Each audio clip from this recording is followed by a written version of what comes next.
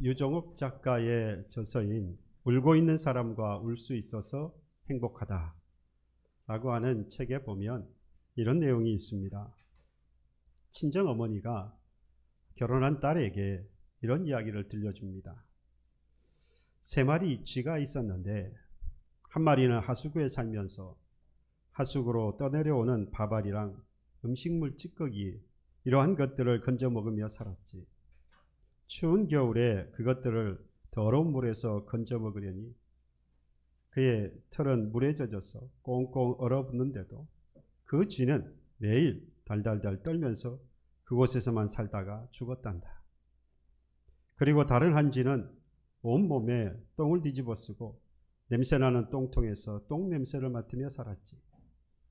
또 다른 한 쥐는 쌀 곡간에서 살았어. 사시사철 넘쳐나는 하얀 쌀을 마음껏 먹고 졸음이 오면 따뜻하고 깨끗한 가마니 위에서 굴굴 늘어지게 잠을 잤단다.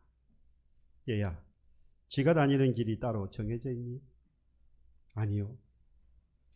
그래, 하수구에 살던 쥐가 곡간에 가면 절대로 안 된다는 길이 정해져 있는 것도 아닌데 하수구에 사는 쥐는 일평생 그 하수구를 떠나지 못한단다.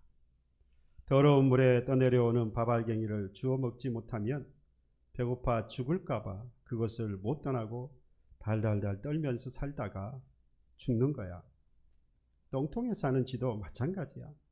더럽고 냄새나는 것을 견딜 수 없으면서도 그것을 떠나지 못하지. 왜 떠나지 못하겠니? 그 쥐도 그것을 떠나면 죽을까봐 겁나서겠지요. 그래, 언제라도 네가 있는 곳이 하수구 같거나 똥똥같이 더럽고 냄새나는 곳이거든 다른 곳으로 꼭 가라. 사람에게는 가는 길이 정해져 있는 것이 아니란다. 그것을 떠나면 금방 죽을 것 같아도 떠나야 한다. 깨끗한 길을 계속 찾아서 살아라. 깨끗한 길에서도 절대로 죽지 않는단다. 딸이 지금의 삶에 대한 반성이 없을까? 반성하지 않으며 살까봐, 지금 잘못했음에도 불구하고 그것에 안주하면서 살아갈까봐 당부하는 마음, 결혼한 딸의 그러한 삶을 걱정하는 마음에서 이런 이야기를 한 것입니다. 사람은 여러분 변화를 두려워합니다. 왜 그럴까요? 가보지 못한 것에 대한 두려움이기도 하고, 그리고 혹시라도 잘못될까봐. 지금 이대로 있다면 이 정도는 유지할 것인데 혹시 변화를 추구했다가 이보다 못한 결과를 맞으면 어떻게 할까? 라고 하는 두려움이 있기 때문에 변화하지 않으려고 합니다. 설령 이것이 잘못됐음에도 불구하고 그것을 알면서도 주저하게 됩니다. 분명히 잘못되었다는 걸 알면서도 돌아가거나 바꾸려고 하지 않습니다. 하지만 잘못되었다면 여러분 두렵더라도 분명히 바꿔야 합니다. 그게 사는 거예요. 바꾸지 않으면 사는 것 같지만 사실은 그건 계속 죽는 길입니다. 바뀌어야 하죠. 그래야 삽니다. 우리는 이것을 개혁이라고 이야기해요. 바꾸는 것, 두렵더라도 바꿔가는 것, 그것을 개혁이라고 말합니다. 아마 요즘 여러분 선거철이 다가오면서 이곳저곳에서 개혁, 바꿔야 한다, 나름대로의 타당성을 주장하면서 아마 개혁을 부르짖는 것을 많이 듣고 계실 겁니다. 정치뿐만 아니라 사회 전반에 걸쳐서 바로 이 개혁은 필요합니다. 정치, 경제, 사회, 문화 모든 분야에 있어서 특별히 종교도 예외일 수가 없죠. 어떤 의미에서 보면 종교가 훨씬 더 이 개혁이 필요합니다. 아니, 항상 개혁의 대상은 종교여야 합니다. 오늘이 바로 종교개혁주일입니다. 마틴 루터가 1517년 10월 31일, 오늘이 또 마침 10월 31일이에요. 그래서 종교개혁 제504주년이 된 날입니다. 마틴 루터가 독일의 비텐베르크 대학 정문에다가 지금 이 가톨릭 교회가 그들이 주장하고 있는 전통과 그리고 교리 그리고 그들의 가르침이 잘못되었다고 하는 것을 비판하는 95개 조의 반박문을 그 비텐베르크 대학 정문에다가 붙이면서 이것을 기념해서 이제 10월 마지막 주일을 종교개혁 주일이라고 우리가 계속해서 지키고 있습니다. 기념하여서 계속 지킨다는 이야기는 그만한 의미가 있다는 거죠.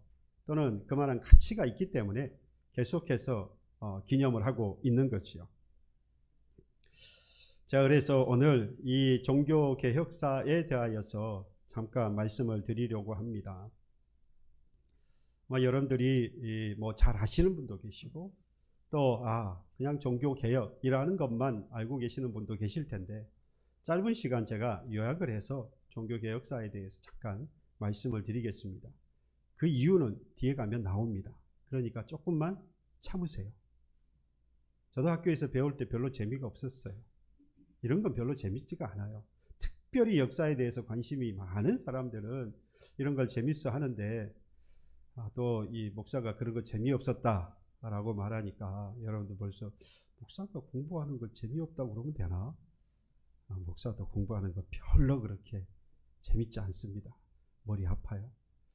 함에도 불구하고 이 종교개혁사 2학기나 걸쳐서 공부했던 경험이 있습니다. 중요합니다.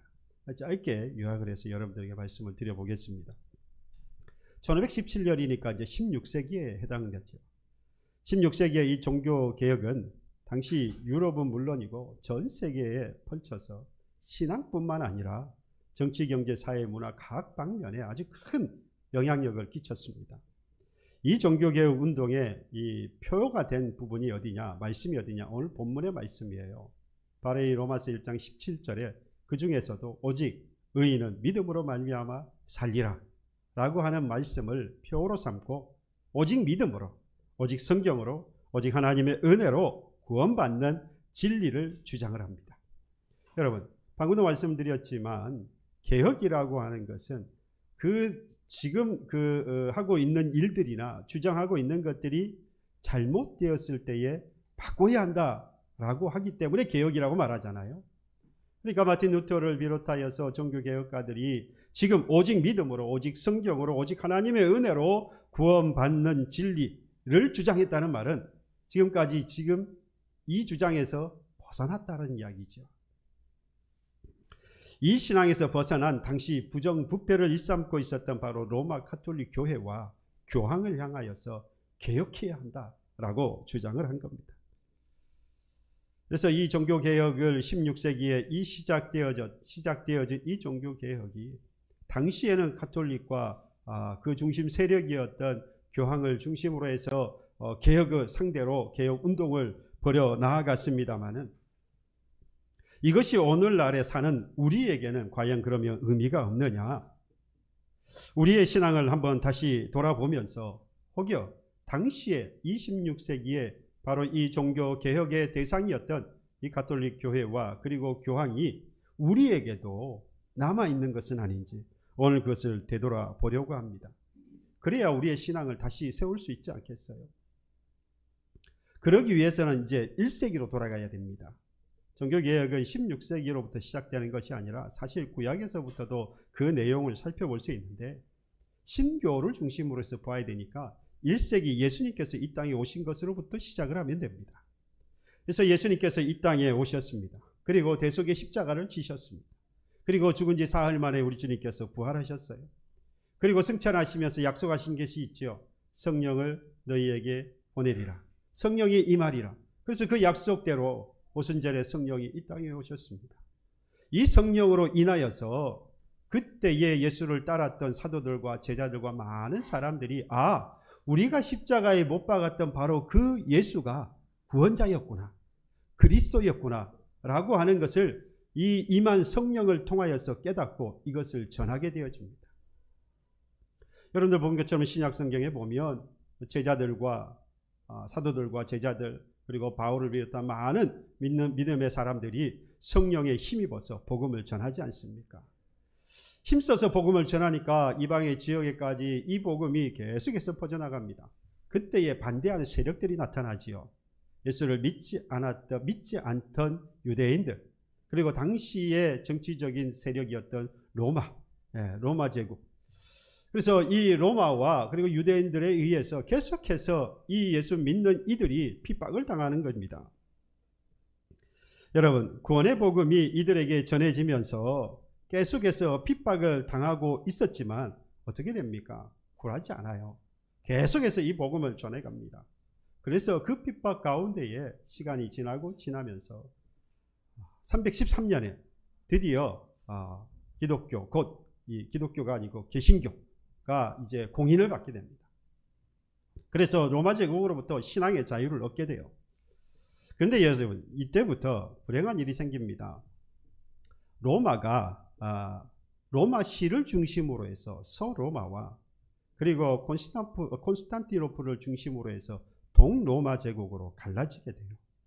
그래서 서로마 제국 지하에 있는 서로마 교회, 그리고 동로마 제국 지하에 있는 동로마 교회, 이렇게 둘로 나뉘어지게 된 겁니다. 그래서 이 서로마의 로마시를 중심으로 한 서로마는 당시의 주교, 그러니까 우리가 생각하고 있는 교황을 중심으로 한 로마의 주교가 다스리게 되어지고, 동로마 제국의 교회들은 당시의 콘스탄티노플에 있었던 대주교가 통치를 하게 됩니다. 그 이후로 수세기가 지나오게 되는데요. 이 두 교회 사이에 특별한 어떤 교리적인 문제는 없었어요. 비슷한 교리를 가지고 계속해서 오게 됩니다. 그런데 서로 충돌이 일어나는 것은 이 교권 때문이었어요. 그러니까 힘의 논리가 이 둘 사이에 계속해서 충돌을 하게 된 겁니다. 그래서 동로마와 서로마가 점점점 멀어지게 돼요. 결국에 1054년에 들어가면 동로마 교회하고 서로마 교회가 완전히 분열을 합니다. 그래서 11세기에 보면 동유럽과 그리고 중동 지역, 이 지역을 통틀어서 정통교회 또는 헬라 정통교회라고 부르게 됩니다. 아까 말씀드렸던 이 동로마입니다. 그리고 이 로마시를 중심으로 했던 이 로마 교황이 다스리는 이 서로마 교회를 우리가 지금 부르고 있는 로마 가톨릭 교회라고 부르게 되어집니다. 그러니까 지금 우리가 알고 있는 가톨릭 교회라고 하면 당시에 동서로 분리되면서 서쪽에서 로마시를 중심으로 해서 교황이 중심되어서 다스렸던 바로 그 서로마 교회라고 보시면 맞습니다. 그러다가 이 동로마 교회가 분열되면서 이 점점점 와해돼요. 반하여서 서로마 교회는 오히려 힘이 더 생깁니다. 그래서 결국에는 이 세계로 전체 이 서로마 교회, 그러니까 지금 우리가 알고 있는 로마 가톨릭이 큰 힘으로 퍼져 나아가게 되는 거예요. 여러분, 이게 중요합니다.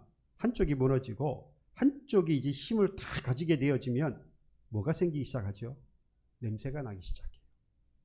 부패하기 시작한다는 겁니다. 힘이 모이면 자꾸만 그 힘을 이용해서 뭔가를 하려고 하는 거죠. 그 힘을 과시하려고 하거나 그 힘을 이용해서 뭔가를 얻으려내려고 한다는 거죠. 그래서 아주 부덕했던 이 교황이나 또는 사제들이 계속 세워지면서 이 주교들이 세워지면서 교직을 매매를 해요. 성직을 매매를 합니다. 돈 주고 팔아요. 자격이 되어야 되는 사람들을 세워야 바로 세워져 갈 텐데 그렇지 않은 사람들까지라도 돈을 주고 그냥 성직을 판매합니다. 성직을 얻는다는 것은 왜 그걸 돈을 주고 살려고 하겠어요? 위치도 높아지는 거지만 그만한 뭔가가 생긴다는 거 아니겠어요? 그래서 교직도 판매를 하고요. 매매를 하고요. 16세기 초에 와서 방금 말씀드린 1517년에 마틴 루터에 의해서 종교개혁이 일어날 때에 그 당시에 이 교황청에서 뭘 내놓느냐? 면죄부를 내놔요. 그래서 이 면죄부를 팝니다. 면죄부라고 하는 것은 이걸 사면 죄 용서를 받는다. 나중에 이제 이 95개조 반박문에 대한 정리를 제가 잠깐 해둘 텐데 그 내용 중에 하나가 바로 그겁니다. 살아있는 너희들에게도 죄 용서를 받을 수 있는데 다른 게 아니고 이 면죄부를 사면 돼 라고 해서 마치 죄 용서를 뭘 받고요? 돈을 받고 용서해 주는 걸로. 그래서 이 면죄부를 또 파는, 정말로 부패한 겁니다. 이때 바로 독일의 한 작은 지방에서 마틴 루터가 태어납니다. 아주 신실한 가정의 자녀로 성장을 하고 나중에 수도사가 돼요. 신앙에 자기 스스로 자기를 하나님 앞에 드리고자 하는 간절한 마음의 수도사가 돼요. 그 이후에는 이 교회 교단에 서서 교수가 되어서 성경을 가르치기도 합니다. 시편과 로마서 그리고 갈라디아서 딱 교리 부분에 해당하는 부분들을 교수가 되어서 강의를 하게 됩니다. 그런데 학생들을 가르치다 보니까 이 성경과 지금 이 로마 가톨릭 교회가 하고 있는 이 행태가 너무 다른 거예요. 한마디로 문제점이 자꾸 보이더라는 겁니다. 이것 때문에 갈등을 하고 있었는데 마침 그때 바로 이 로마 교황이 성 베드로 성당을 건축을 하면서 돈이 부족한 거예요. 그래서 팔게 된 게 바로 면죄부입니다. 성 베드로 성당을 지으려고 전 유럽을 거쳐서 아까도 말씀드렸지만 이 서로마 제국에 소속해 있는 이 서로마 교회가 로마 가톨릭 교회가 힘을 얻어서 유럽 전 지역에 퍼지다 보니까 거기에 속해 있는 교회들마다 가서 면죄부를 파는 거예요. 그래서 돈을 거두어 드리는 겁니다. 결국 어디까지 왔냐? 독일까지 온 거예요. 그곳에 누가 있습니까? 마틴 루터가 있었던 거죠. 그렇지 않아도 이 갈등을 하고 있었던 마틴 루터인데 지금 이 면죄부를 팔러 또 오니까 이에 이제 침묵을 할 수 없었던 겁니다. 대항을 하게 된 거죠.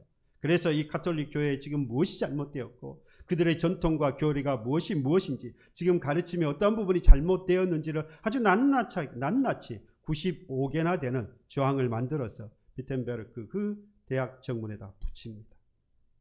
당시에는 그냥 그 조그만 이 독일의 아주 작은 그러한 소도시에서만 그냥 전해지는 것 정도로 끝날 줄 알았는데 이게 점점점 소식이 번져나가면서 결국에는 전 유럽 지역에 마치 불붙듯이 이 개혁운동이 일어나게 된 겁니다. 이때 전해졌던 이 95개조 반박문의 이 내용을 다 말씀을 드릴 수는 없고 짧게 5가지로 요약을 할 수 있어요. 처음은 교황과 사제는 사람의 죄를 용서할 수 없다. 사죄할 수 없다. 두 번째는 연옥에 있는 자들. 그러니까 죽어서 우리는 이제 천국이라고 말하는데 가톨릭에서 연옥에 먼저 가잖아요. 그렇게 이야기를 합니다. 연옥에 있는 자들은 어떤 방법으로도 죄 용서 받을 길이 없다. 그리고 살아있는 자에게도 마찬가지입니다. 이 땅에 살아있는 자도 면죄부를 사서 죄 용서 받을 수 없다. 오직 회개를 통해서 죄와 벌에서 사함을 받을 수 있다. 그리고 네 번째는 평신도로서 면죄부 반대를 합니다. 그리고 다섯 번째가 바로 이 면죄부를 팔게 됐던 동기가 잘못된 것이다. 성 베드로 성당을 짓기 위해서 면죄부를 팔았는데 이 동기가 잘못된 것이다. 그러면서 오직 의인은 믿음으로 말미암아 사는 것이고 예수를 그리스도라 시인하고 믿는 자에게 하나님의 은혜로 죄사함을 허락하는 것이다 라고 주장을 하게 되는 겁니다.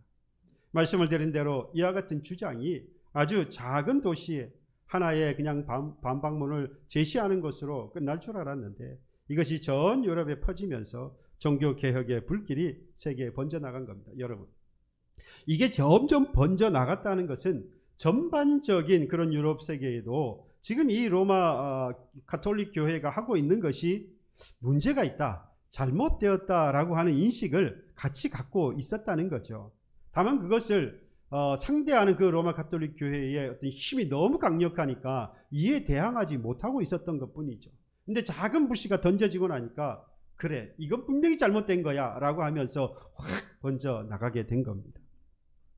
그런데 1세기 예수님께서 복음을 전할 때도, 성령을 통하여서 예수님께서 복음을 전할 때도, 그리고 성령이 임하여서 예수가 바로 구원자가 되었다라고 하는 이 복음을 전했던 제자들과 사도들과 그리고 많은 사람들, 결국 유대인들과 로마로부터 압제를 당하고 탄압을 당했던 것과 똑같이 이렇게 종교개혁을 일으켰던 이들이 바로 누구에게 또 탄압을 당하겠습니까? 당연히 로마 가톨릭 교회로부터 탄압을 당하기 시작하는 겁니다. 교황이 가지고 있는, 또는 로마 가톨릭이 가지고 있었던 정치적인 힘을 가지고 무력으로 그들을 탄압하기 시작한 겁니다.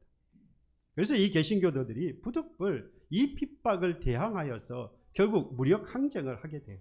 이게 바로 우리가 아는 16세기, 17세기에 거쳐서 나타난 종교전쟁입니다. 종교전쟁.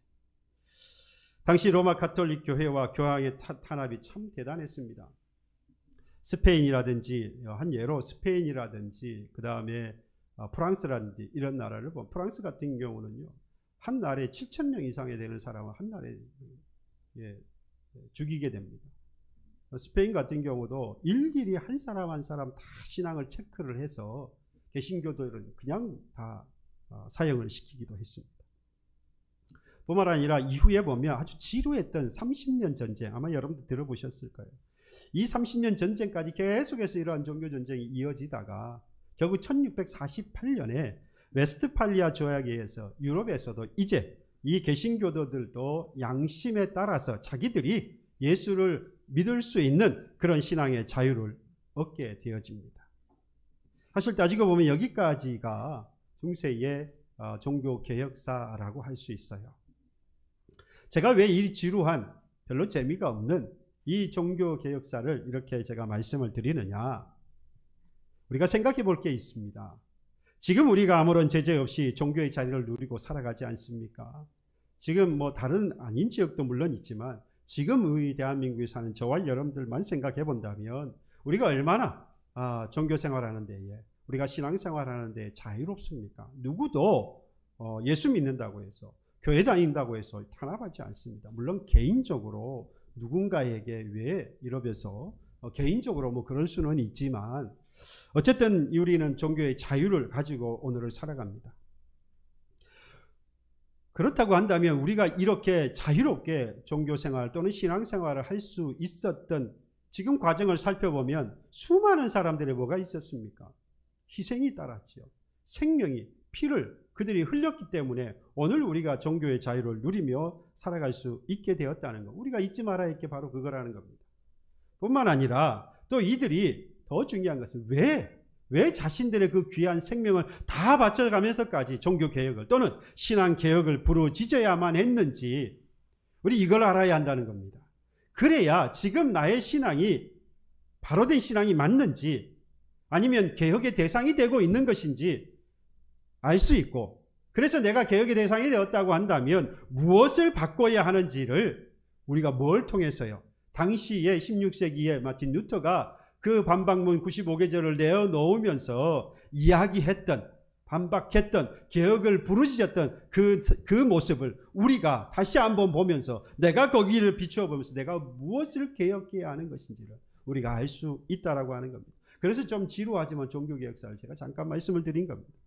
또 지금 우리가 신앙생활을 할 때에 자유를 누리며 산다고 해서 과연 우리는 종교의 개혁에 또는 신앙개혁을 위해서 할 일이 없는 것인가? 나의 신앙은 또는 우리 교회는 무엇을 개혁해야 할 것인가?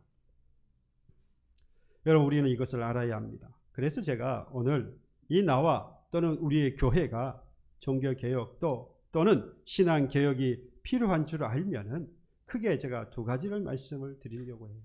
이 두 가지 면을 잘 생각해 보면 정말로 내가 나의 신앙의 개혁이 필요한지 아니면 아닌지를 정확하게 구별해낼 수 있습니다. 그 첫 번째가 뭐냐? 나의 그 신앙의 표준을 어디에 두고 있는가를 살펴봐야 합니다. 신앙의 표준. 여러분, 우리의 신앙의 표준은, 우리의 신앙생활하는 데 있어서의 표준 또는 기준은 어디에 두어야 합니까? 하나님의 말씀에 두어야 하는 거죠. 신구약 성경, 바로 거기에 우리의 신앙의 표준을 두고 살아야 합니다. 그 하나님의 말씀은 뭐하기 때문입니까? 정확무오합니다. 변함이 없고 흠이 없고 틀린 것이 없는 것이 바로 하나님의 말씀이고, 그래서 유일한 우리의 신앙의 표준이 되는 것은 오직 하나님의 말씀입니다. 그래서 종교개혁 정신 가운데에서 바로 이게 있어요. 오직 성경, 오직 하나님의 말씀이라고 하는 것이 종교개혁의 정신입니다. 당시에는 그렇게 살지 못했다는 거죠. 당시에 로마 가톨릭이 하나님의 말씀, 오직 하나님의 말씀, 오직 하나님 또는 오직 하나님의 말씀, 오직 성경에 신앙의 표준을 두지 않았다는 이야기예요. 당시도 물론 성경도 그들의 신앙의 표준이기도 했는데 교회가 가지고 있었던 유전, 교회의 풍습, 그리고 교회의 전통, 나아가서 성현들의 말, 외경, 뭐 이런 것까지도 전부 다 신앙의 표준으로 삼았다라는 겁니다. 여러분, 우리의 신앙의 표준은 우리가 가지고 있는 사상이나 생각 또는 우리가 그동안 경험하고 쌓아왔던 전통, 역사, 그리고 여러 사람들의 간증, 참된 잘 신앙생활했던 어떤 권면들, 여러분 그런 것들이 결코 우리 신앙의 표준으로 삼을 수 없습니다. 기준이 되어질 수 없습니다. 그럼에도 불구하고 그들은, 또는 로마 가톨릭 교회는 그러한 것까지도 하나의 신앙의 표준으로 삼고 있다는 겁니다. 여러분, 우리는 누구든지 성령의 감동을 입은 자라면 양심에 따라서 성경을 해석할 수 있는 권위가 인정돼요. 그러니까 여러분들이 성령에 충만하여서 하나님의 말씀을 볼 때에 성령께서 그 말씀을 깨닫게 하신다라는 이야기입니다. 그런데 로마 가톨릭은 이걸 인정하지 않아요. 오직 성경을 해석할 권리는 교회만 가지고 있고, 가톨릭 교회만 가지고 있고, 그리고 최종적으로는 누가 여기에 대해서 결재를 하느냐? 교황이 결재를 해요. 그러니까 우리는 오직 성경만이 무효하다라고 믿습니다만 가톨릭 교회는 교황만이 무효하다라고 믿습니다. 교황이 신앙이나 도덕에 대하여 표준을 정할 때 실수하는 법이 없다라고 하는 것이 그들의 신조예요. 그러니 교황이 생각하는 그 모든 것들이, 교황이 말하고 있는 그 모든 것들이 신앙의 표준이 되어지고 그들의 신앙 생활의 표준, 기준이 되는 겁니다. 여러분, 혹시라도 우리가 로마 가톨릭 교회만 그렇다라고 그들을 비판할 일이 아니에요. 우리 스스로를 한번 돌아볼 필요가 있다 이 말입니다. 혹시 우리가 우리의 신앙의 표준을 신구약 성경 또는 하나님의 말씀 성경에만 두지 않고 우리가 지금까지 경험했던, 그리고 쌓아놓았던 교회의 전통이라든지 관습이라든지, 심지어 내가 지금 신앙생활에 오면서 쌓았던 그 신앙의 습관, 이러한 것들에 내 신앙의 표준을 삼고 있는 것은 아닌지. 무슨 말이냐면, 지금 내가 이렇게 신앙생활하고 있으니까 나는 신앙에 문제가 없다 라고만 생각하고 있는 것이 아니냐는 겁니다. 여러분, 우리는 성경을 통해서 내 신앙을 계속해서 점검해 봐야 돼요. 그동안 내가 옳다라고 생각했던 것이, 그래서 아주 습관이 되었고 내 몸에 배어있는 그것이 정말로 참된 하나님의 말씀에 맞는 신앙의 표준이 맞는지 항상 성경을 가지고 표준을 삼아서 재단해 봐야 해요. 그래서 성경을 캐논, 정경, 잣대라고 이야기해요. 거기에 비춰봐야 돼요. 거기에 대봐야 되는 겁니다. 열심히 교회를 다니고 예배하고 예전을 잘 따르고 기도와 봉사의 생활을 하는 것, 여러분 좋은 신앙입니다. 하지만 그것이 신앙의 표준이 되는 겁니까? 그럴 수 없습니다. 정말로 우리의 신앙의 표준은 오직 신구약 성경이고 하나님의 말씀이어야 합니다. 나의 신앙의 표준이 혹시 말은 그렇지 않은데 나는 하나님의 말씀, 그 성경이 나의 신앙의 표준입니다 라고 말은 그러는데, 사실은 혹시라도 돈이라든지 권력이라든지 직업이라든지 출세라든지 뭐 이러한 것들이 나의 신앙의 표준이 되고 있는 것은 아닌지, 여러분 솔직하게 우리 마음속에 있는 걸 내놔 보십시오. 주일인데 좋은 직장을 소개를 해요. 안 가시겠습니까? 내게 이윤이 되는, 이익이 되는 그런 뭐 일이 있어요. 안 가시겠습니까? 간혹 저에게 이러이러한 상황이 있어서, 저는 이해합니다. 이러이러한 상황이 있어서 교회에 제가 오늘 참석을 못합니다. 이러이러해서 이렇습니다. 여러분, 그건 저에게 이야기할 문제가 아니고요, 하나님께 이야기할 문제예요. 물론 어디서나 하나님을 섬길 수 있습니다. 여러분, 이걸 다르게 생각하시면 안 돼요. 신앙의 기준을 뭐에 삼으라는 겁니까? 신앙의 표준을 하나님의 말씀에 삼으라는 거예요.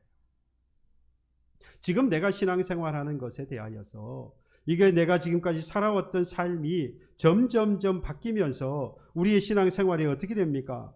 바뀌고 있잖아요. 그러면서 서로가 이해하고 인정하고 넘어가 주는 것들이 너무 많이 생겼어요. 그러다 보니까 이 표준이라고 하는 것 자체도 결국 뭐에다 두고 있다는 겁니까? 변화되는 그 신앙의 어떤 것들에 두고 있다라고 말해도 과언이 아닌 거죠. 어떻게 신앙이라고 하는 것, 시대와 또 상황에 따라서 바뀌어지는 것이 받아들여진단 말입니까? 성경을 또는 하나님의 말씀을 신앙의 표준으로 삼았는데 어떻게 시대가 변했고 상황이 바뀌었다고 해서 이것이 바뀔 수 있냐 이 말이에요. 그걸 인정하고 받아들일 수 있냐 이 말입니다. 그 말은 바꾸어 말하면 신앙의 표준을 지금 하나님의 말씀에 성경에 두지 않았다고 하는 반증이 되는 겁니다. 야, 너는 목사니까, 목사 일을 하니까 뭐 예배 다 드리고 내 기도하는 게 너 일이니까 너는 그렇게 말하겠지. 예, 저는 그렇게 말해요. 여러분 말씀대로 목사니까요. 성경이 그렇게 말하니까 저는 여러분들에게 그렇게 말씀을 드립니다. 그럴 수밖에 없습니다. 지금 이 세대를 바라보면서 정말로 저를 비롯해서 우리 교회 교우 여러분들이, 그리고 지금 한국 교회가 나아가서 전 세계 하나님을 예수 그리스도를 구주로 믿는 그러한 교회들이 정말로 하나님의 말씀을 정확무화한 말씀으로 믿고 신앙의 표준으로 삼고 있는가라고 하는 것에 대해서 분명히 그렇다라고 말할 수 있는 사람이 얼마나 될까?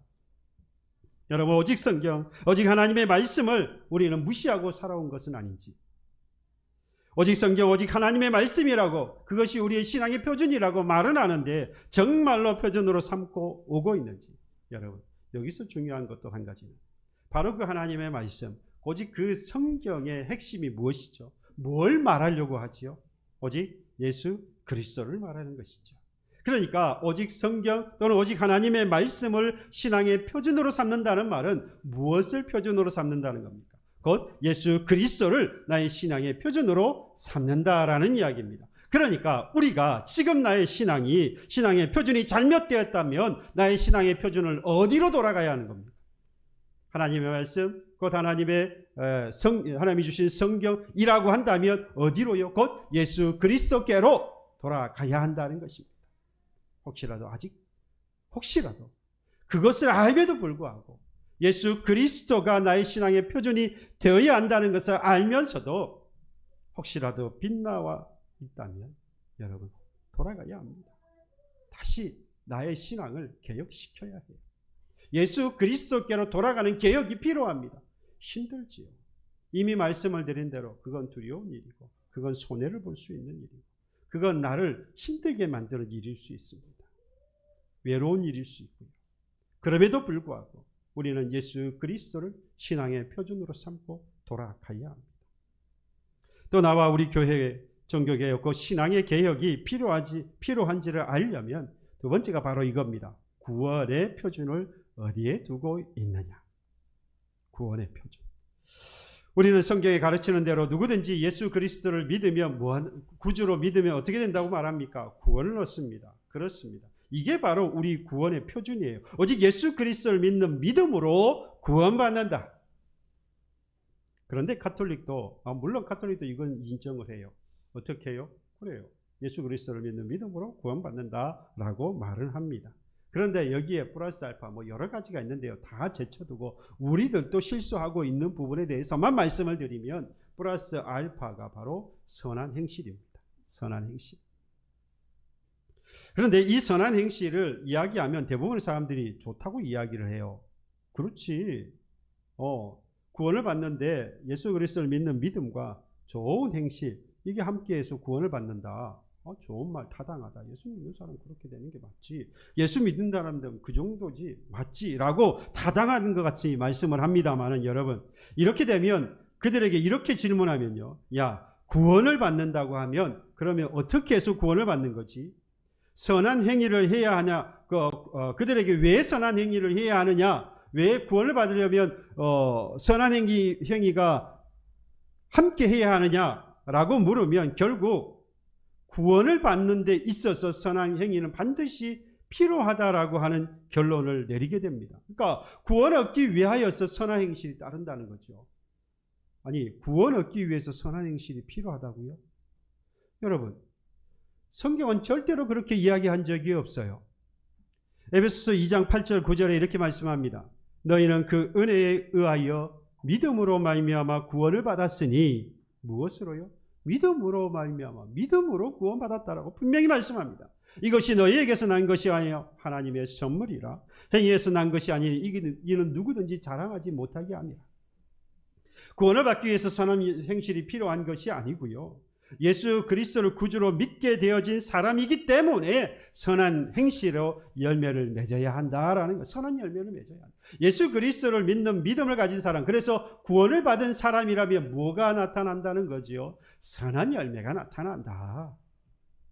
선한 열매가 더하여져서 구원받는 게 아니다 이 말입니다.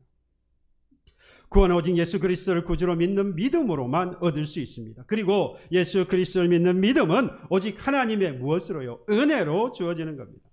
은혜로 준다는 것은 값없이 주는 것이죠. 왜 여러분 믿음을 구원받는 예수 그리스도를 믿는 믿음으로 구원을 얻는데 그 귀한 믿음을 왜 하나님께서 선물로 그냥 주시느냐? 왜 그럴까요? 갚을 수 없기 때문이에요. 우리가 가진 그 어떠한 것으로도 갚을 수 없어요. 왜요? 그만큼 그건 가치 있고 귀하다는 겁니다.